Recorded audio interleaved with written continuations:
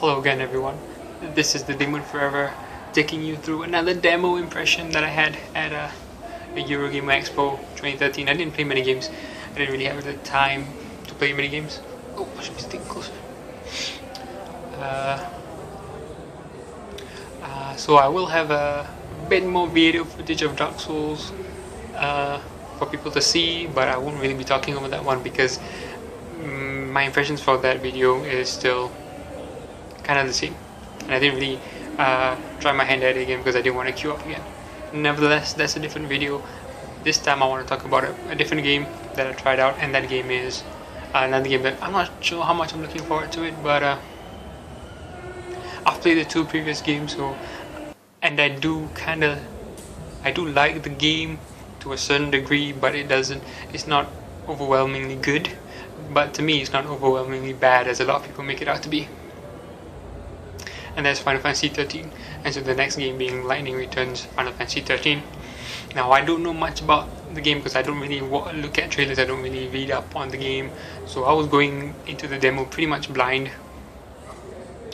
And I know you control lightning and only lightning, and you only have one party member, and it's become sort of like an action game instead of a turn-based game, but it still has that turn-based feeling. For instance, you still enter, you don't fight on the map, straight on the map, although you can see the enemies. That's a positive. I think the thing with Final Fantasy XIII 2, the enemies weren't on the map anymore, which is kind of a shame, I think. In Lightning Returns, the enemies are on the map, so that's a positive. I think that's a good thing from Final Fantasy XIII as well. So I was kind of bummed out when they left that out of 13.2.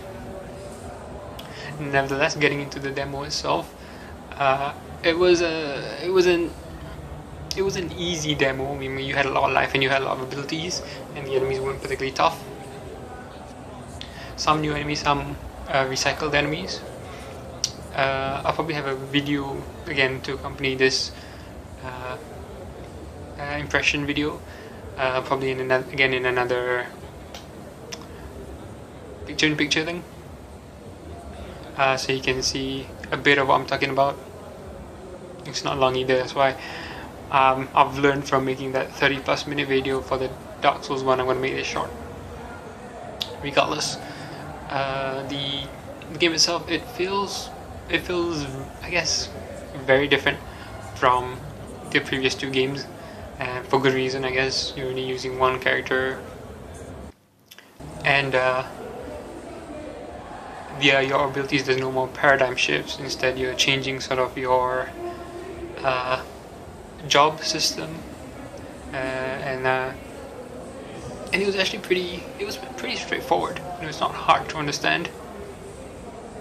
There was some tutorial, and then once you get by the tutorial, you just get into the game, and it was pretty easy to understand. I mean, there's a few things that are written from what I saw. The area seemed much more bigger. It kind of reminded me of what game did it remind me of? Tales of Xillia. Yeah, it kind of reminded me of Tales of Xillia in terms of the fact that you've got kind of like buildings that you were walking through, when you had rooms, different types of rooms, and then you're walking from one point to the next, and you'd face different types of enemies. Actually, to be fair, when I was walking down these corridors, the enemies still kind of popped in. So I guess that means that there's going to be a mixture of enemies on the field itself and enemies that appear when you're close by, kind of thing, which is a shame actually. So kind of adding on to what I said at the beginning of the video, there's going to be a mixture, I think. Other than that, you've still got the way battles flow is kind of the one thing I didn't particularly like about the battle, I guess, or gameplay, was that the camera to me seemed too close to the action. And so, because you can move around with lightning now, you can move around, but she kind of moves around really slowly. It's not like Tales of Xillia where you can run around, unless that's another part of the game. But you can move around slowly to position yourself with regards to the enemy, and And then when you attack, you kind of like speed up, you run and attack kind of thing. It's a lot to get used to, I guess. And in the short demo that I played, I can see how they can make it challenging. The question is, will they make it challenging? Will it be a good use of your dexterity and whatnot to play the game? So yeah, it's a mixture of action and turn-based. Like I said, you still enter a combat zone when you touch an enemy. You enter a combat zone, but you can move around a bit in that zone. But yeah, the camera was kind of too close, I think, to Lightning, because you were kind of like third-person perspective. You know how in your Resident Evil 4 or your Gears of War or your Uncharted, it's kind of just a bit too close to the character, to Lightning, as you're moving around trying to see what's happening. I think if it was a bit further out, pulled out the camera, I think that would be cool. However, this could be an option in the game anyway, so what else was there? The other thing that I would say about the graphics don't really look that good. It's not next gen graphics, of course,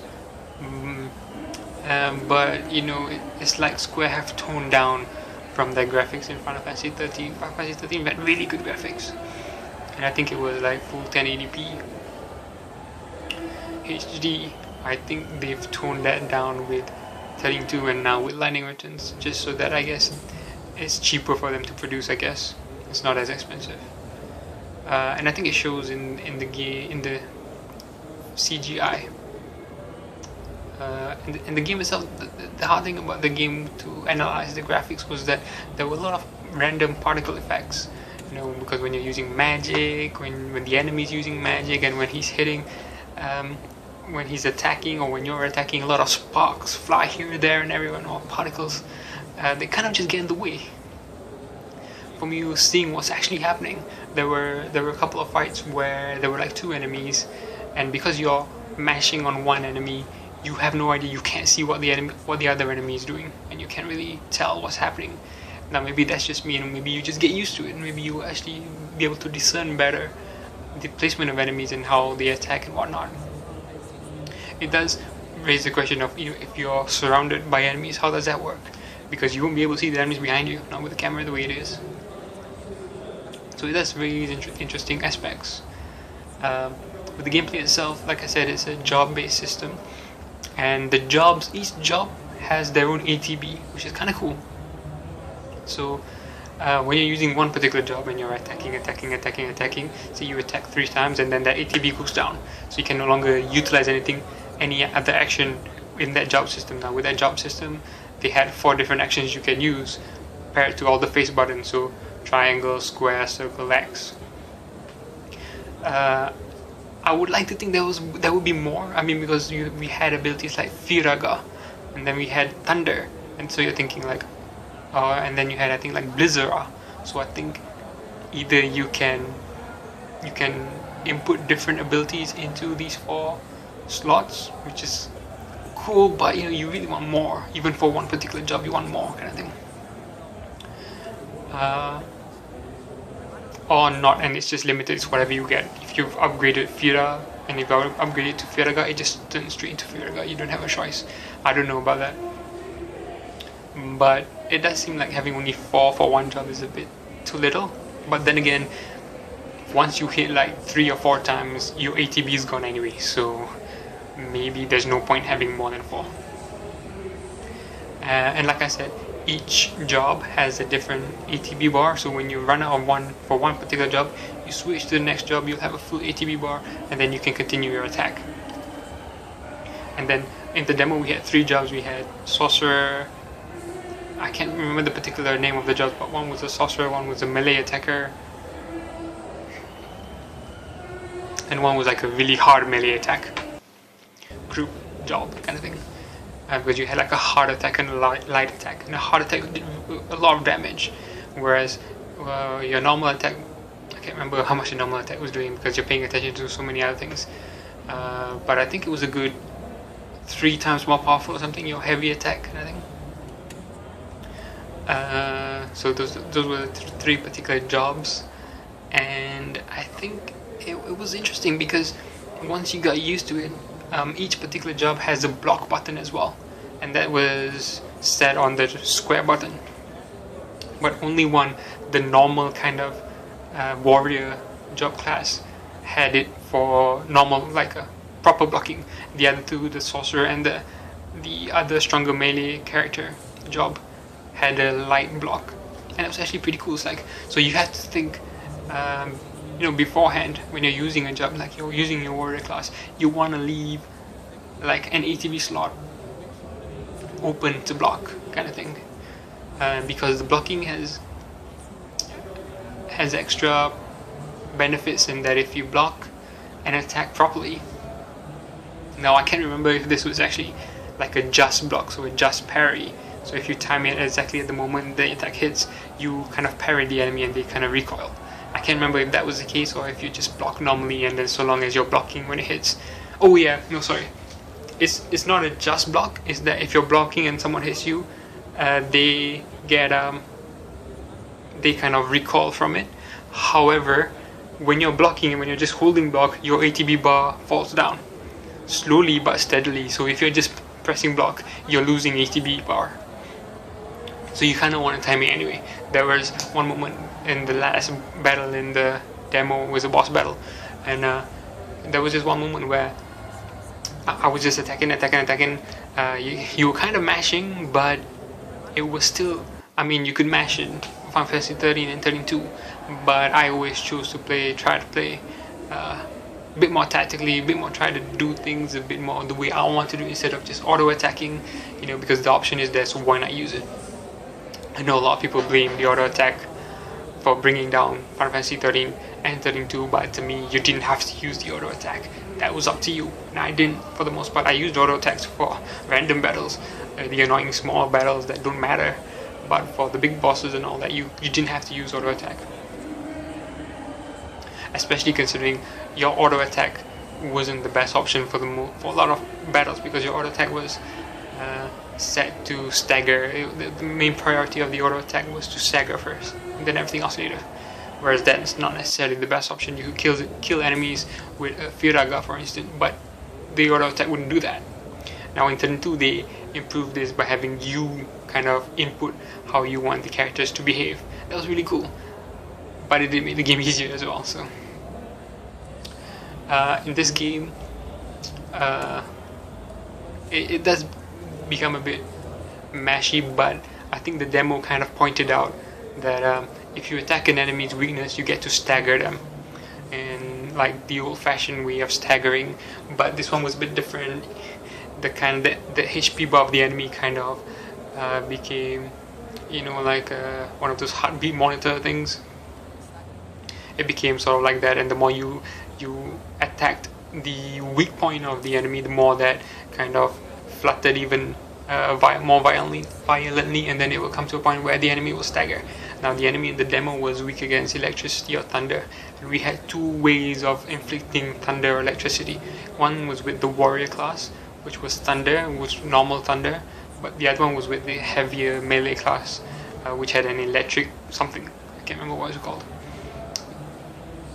Electric blade or something like that. So there were two ways, and you could utilize that, and then you remember you have your ATB bar set for only one for every job, so you don't want to waste normal actions, normal attacks on this enemy when you can use your electric attacks to stagger them. Even if it doesn't do as much damage, you will get more damage when you stagger them. So when you stagger them, you can enter a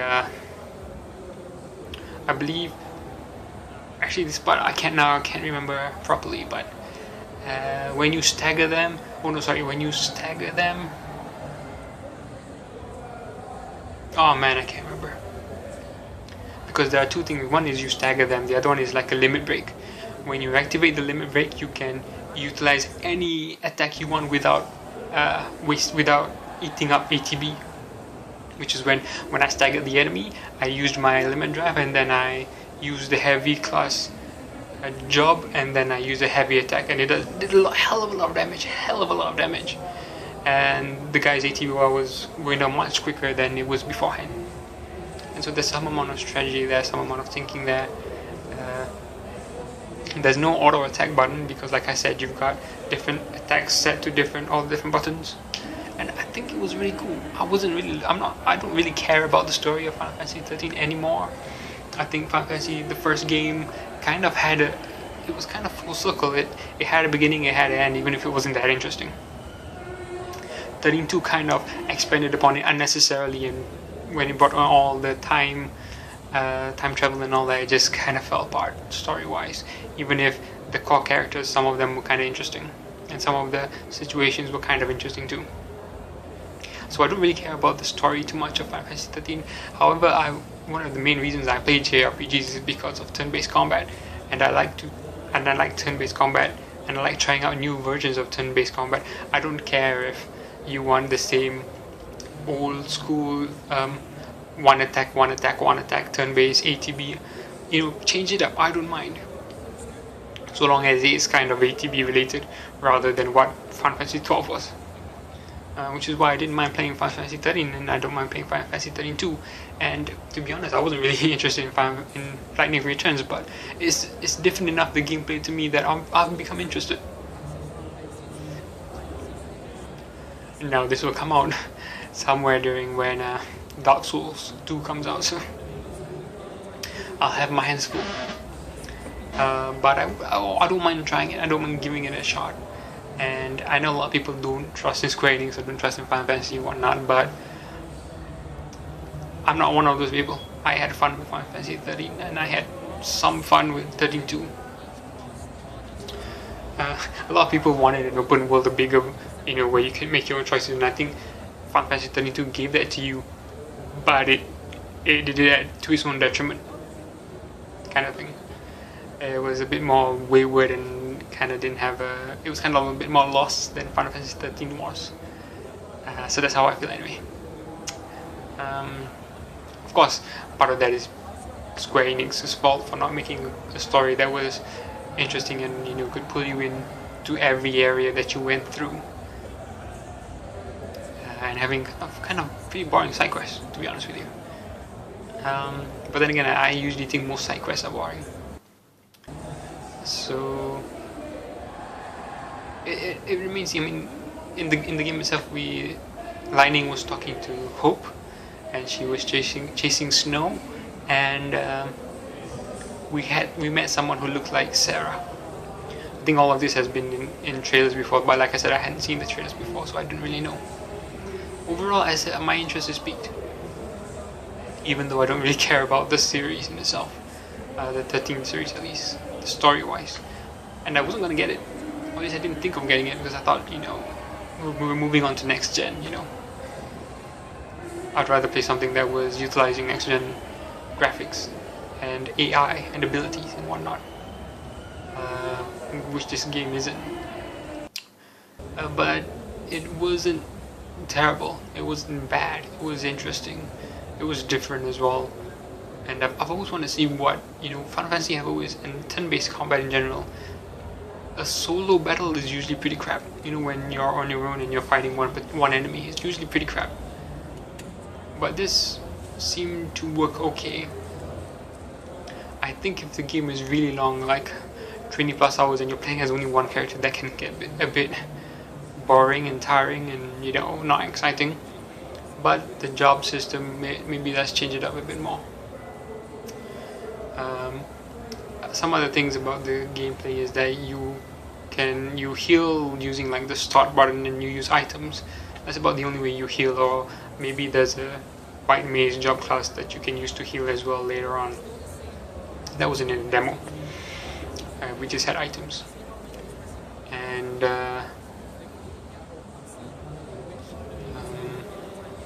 oh yeah, the game also said that you don't heal automatically after battle, so you kind of have to make sure you keep yourself healed,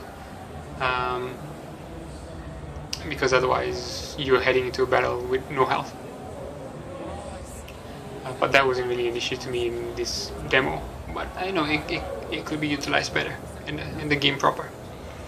So that's all I wanted to say about Final Fantasy XIII Lightning Returns.